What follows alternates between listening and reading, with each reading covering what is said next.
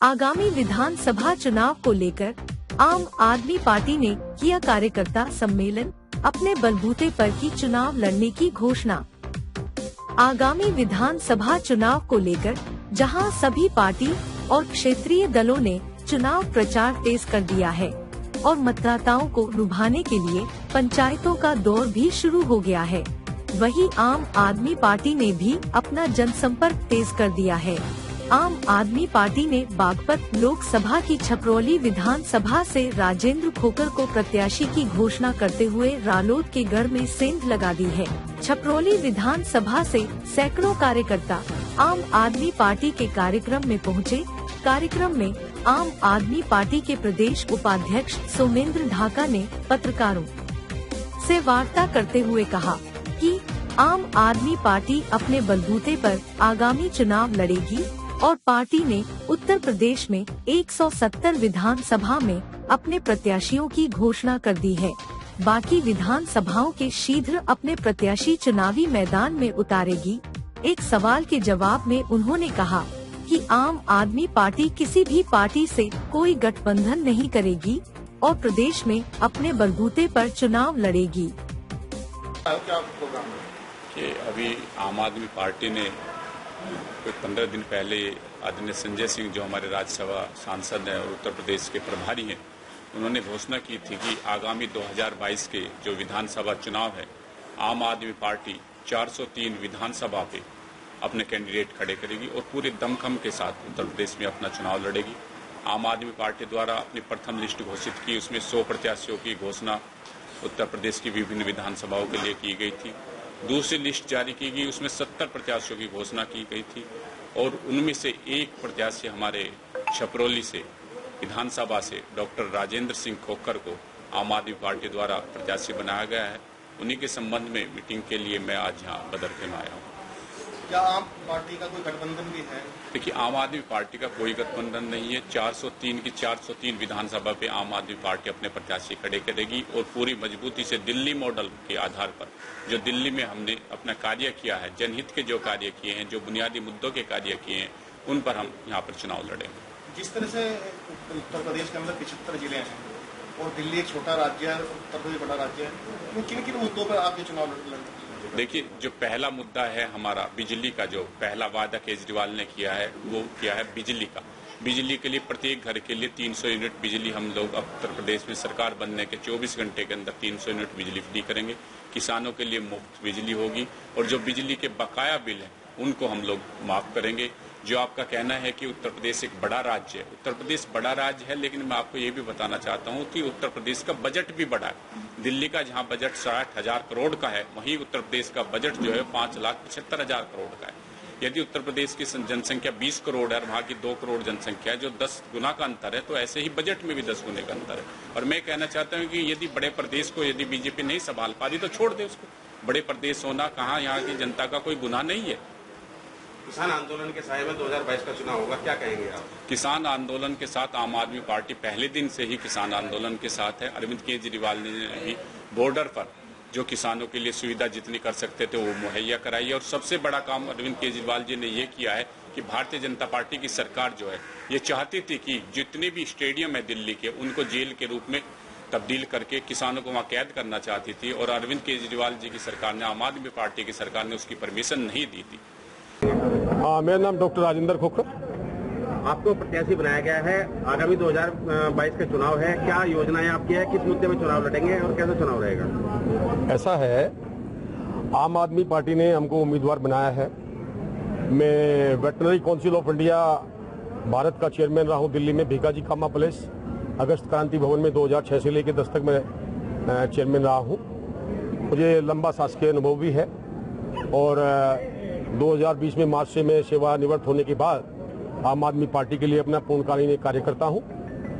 Party ने मेरी सेवाओं से प्रसन्न होकर मुझे ये जो चौधरी चरण सिंह जो भारत के प्रधानमंत्री हुए हैं, उनकी जो क्रमस्थली है, जिनका जो विधानसभा क्षेत्र है, जो देश की आज़ादी से पहले 1937 से जो चौधरी साहब का जो है विधानसभा क्षेत्र रहा है, इस क्षेत्र का विधानसभा प्रत्याशी बनाने के लिए जो आम आदमी पार्टी ने मुझे दायित्व सौंपा है, इसके लिए मैं आम आदमी पार्टी का बहुत आभारी हूं। और जो जिम्मेदारी मुझे पार्टी ने सौंपी गई है, मैं उसको बड़ी जिम्मेदारी के साथ निभाऊंगा, इसका मुझे पूर्ण भरोसा है। और इस पार्टी में अंदर हमने आने का काम क्यों किया है?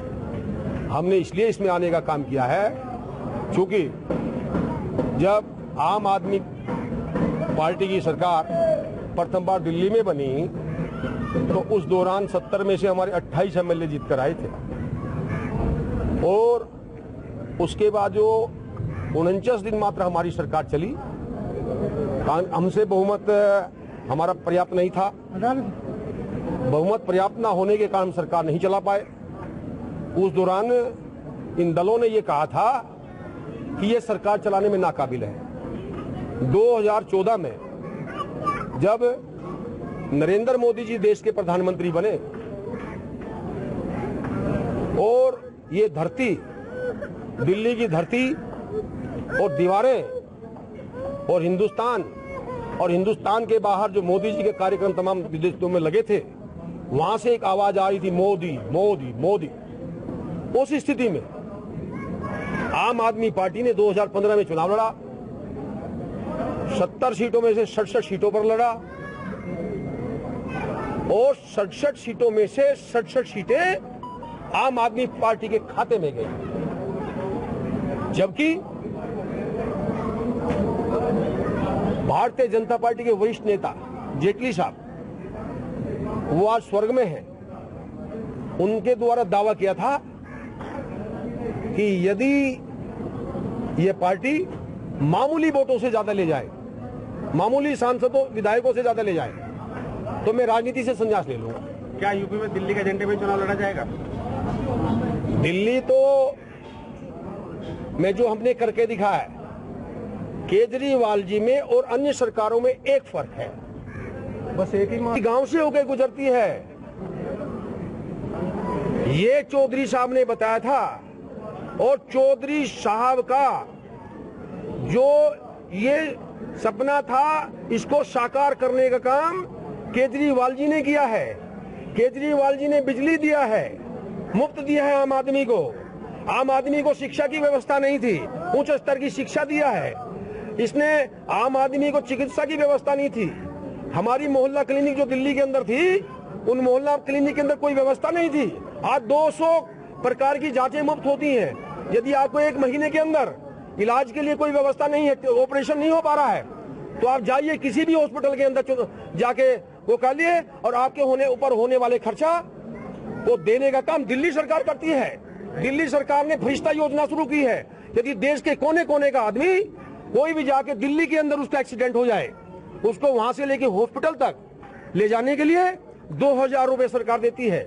और उसके इलाज में किसी भी हॉस्पिटल के अंदर जाकर इलाज कराने में यदि 50 लाख से लेके 1 करोड़ तक का भी खर्चा होता है, उसको दिल्ली सरकार अपने से देने का काम करती है। दिल्ली सरकार, इसके अलावा हमारे ये समझ लीजिए, दिल्ली सरकार ने किसानों के लिए जो मुख्य मुद्दा है, किसानों के लिए अत्याचार हुआ, 3 बिल पास किए सरकार ने। उन 3 बिलों पर महीनों से वहां पर किसान परेशान घूम रहा है, त्राही त्राही मच गई है, हर किसान दुखी हो गया, हर किसान परेशान हो गया है। चौधरी साहब की आत्मा को दुख पहुंचा है। इस क्षेत्र के अंदर पार्टी ने, आम आदमी पार्टी ने अपने उस बहादुर सिपाही को भेजा है जो इस धरती से जहां जन्म लिया है। और मैं उस छपरौली क्षेत्र के अंदर बदरखा उस गांव का रहने वाला हूं जहां से छपरौली का जन्म हुआ है। हमारे गांव बदरका से उदय हुआ है। मैं उस गांव बदरके का रहने वाला हूं। को एक जाट बाहुल क्षेत्र माना जाता है, किसानों का क्षेत्र माना जाता है, जो रालोद का गढ़। हम जाति की राजनीति नहीं करते, हम किसानों की राजनीति करते हैं, आम आदमी की राजनीति करते हैं। रालोद का गढ़ माना जाता है, क्या रालोद पे इस पर फर्क पड़ेगा? ऐसा है, देखिए हमारा मुद्दा किसानों के भले का मुद्दा, किसानों की समस्या का मुद्दा, किसानों के तीनों बिलों को, तीनों अध्यादेश जारी किए उनको कैंसिल का मुद्दा, इनको आपके रोज यदि किसी के पास, मेरा खुद का बिल ले लीजिए, मेरा आपको मैं बिल दिखा दूं, 2 किलोवाट के ऊपर यदि मान लिया हल्की से कहीं अर्थिंग होके बिजली का कोई करंट आके 1 सेकंड के लिए भी यदि आपकी अर्थिंग होती है 1 किलोवाट की, तो डबल किलोवाट नहीं रालोद का गढ़ माना जाता है। अरे गलत माना जाता है तो लूट के खा तो लिया किसानों को, गरीबों को। जो जाट वालों के लोग हैं वो उसको वोट देंगे, उसको बहुत देखिए, मैं इस मिट्टी में जन्म लिया हूँ, जमुना किनारे का रहने वाला हूँ, बचपन से जमुना में नहाया हूँ, यहाँ पर पशु भी चराए हैं, खेत से चारा काट के लाऊं। इस मिट्टी के बारे में यहाँ के लोग मेरे से ज्यादा कौन जानता है? मैं आगे औलाद हूँ। क्या रालोद के साथ नहीं रहेंगे? कौन? यहाँ के लोग। अरे ये यहाँ के लोगों को फैसला कर, जो अच्छा लगेगा वो करेगा। Thank you.